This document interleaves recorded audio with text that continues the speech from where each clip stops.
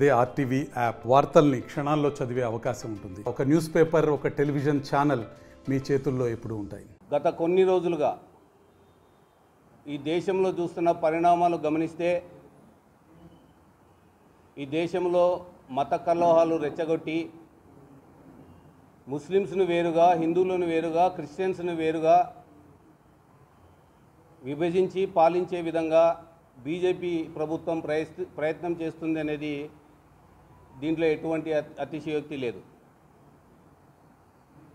అయ్యా మేమంతా అన్నదమ్ములుగా ఉంటాము, మేమంతా కలిసిమెలిసిగా ఉంటాము అంటే చూడలేక ఎన్నికల్లో ఓటు బ్యాంకుని కొల్లగొట్టే విధంగా ముస్లిమ్స్ మీద మేము అరాచకాలు చేస్తున్నాము అంటే హిందూ సోదరులంతా ఏకమవుతారు.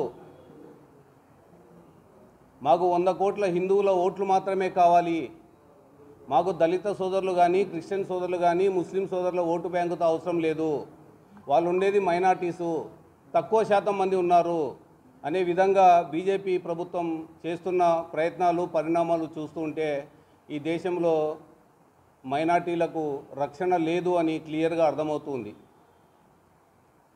60 సంవత్సరాల కాంగ్రెస్ పాలనలో ఈ దేశంలో అన్ని మతాలు, అన్ని కులాల ప్రజలు సుఖ సంతోషాలతో ఉన్నారు. ఈరోజు అప్రదతా భావంతో మాకేం జరుగుతుందో, మా దేవాలయాలు ఏమవుతాయో, మా మసీదులు ఏమవుతాయో, మా చర్చిలకు ఎటువంటి రక్షణ లేదే,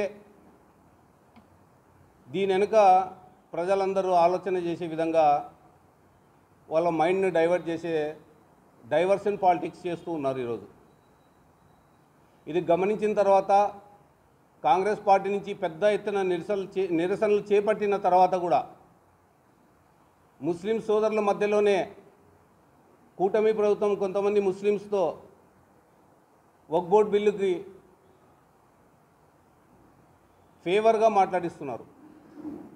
కొంతమంది ముస్లిం సోదరులు వైఎస్ఆర్సీపీ నుంచి ద్వంద్వ వైఖరిని ప్రయత్నం చేస్తూ ఉన్నారు.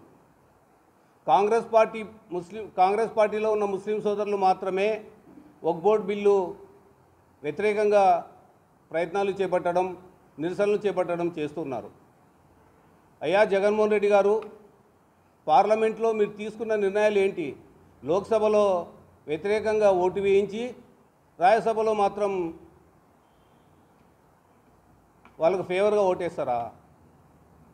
అంటే లోక్సభలో మీకు ఎలాగూ శాతం ఉంది కదా, పర్సెంటేజ్ ఉంది, మా అవసరం లేదు అని లోపాయి గారు ఒప్పందం చేసుకొని రాజ్యసభలో మీకు తక్కువ సంఖ్య ఉంది కాబట్టి మేము మీకు హెల్ప్ చేస్తాము, మా మీద కేసులు లేకుండా చేయండి, మమ్మల్ని ఇబ్బంది పెట్టకండి. ఇప్పుడే కూటమి ప్రభుత్వం మా వాళ్ళని డైలీ ఒకరిని జైలుకు పంపిస్తున్నారు, మా మనుగడ కష్టమైంది ఆంధ్ర రాష్ట్రంలో, మా మీద మీరు జాలి తలచండి అని ఇండైరెక్ట్గా మెసేజ్ పంపుతున్నారా బీజేపీ వాళ్ళకు భయపడి? అయ్యా జగన్మోహన్ రెడ్డి గారు, ఇంత నీచమైన పాలిటిక్స్ చేయాల్సిన అవసరం ఏముంది? దయచేసి మారండి. ముస్లిమ్స్ అంతా ఒకటే ఈ దేశంలో, ఎవరన్నా కూడా వక్ఫ్ బోర్డు బిల్లుకి వ్యతిరేకంగానే మాట్లాడుతున్నారు. ఎవరో మీకు అనుకూలంగా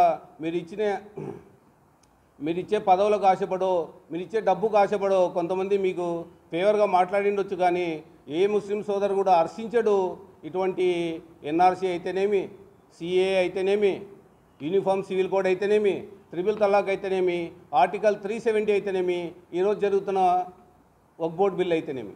మరిన్ని వీడియోస్ కోసం ఛానల్ ని సబ్స్క్రైబ్ చేయండి, లేటెస్ట్ అప్డేట్స్ కోసం వాట్సాప్ ఛానల్ ని ఫాలో చేయండి, అండ్ లింక్ డిస్క్రిప్షన్ లో ఉంది.